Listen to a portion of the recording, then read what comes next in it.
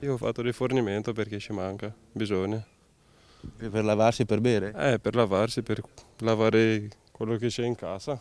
C'è chi ha deciso di andare a riempire delle taniche di acqua, chi cerca di scaldarsi con delle stufette elettriche. Sono passati 2 anni, ma al civico 10 di via Ragusa, Mogliano Veneto, i problemi restano. Nel dicembre 2010 i condomini erano rimasti senza riscaldamento. Martedì invece la corrente elettrica condominiale è stata staccata e le pompe dell'acqua e del riscaldamento si sono fermate. È venuto a mancare l'acqua perché le pompe non portavano più acqua su, è venuto a mancare la corrente ai piani, è venuto a mancare il riscaldamento. I condomini non ce la fanno più. Di 144 appartamenti sono 45 quelli occupati, famiglie con bambini e persone anziane. La proprietà inizialmente ha detto che si trattava di un guasto, ma gli inquilini non ci credono più. Qualunque siano stati i motivi per cui la corrente è venuta tagliata, è un comportamento criminale. E lo ripeto, non mi stancherò mai di dirlo. Lasciare 45 famiglie senza servizi è da criminali.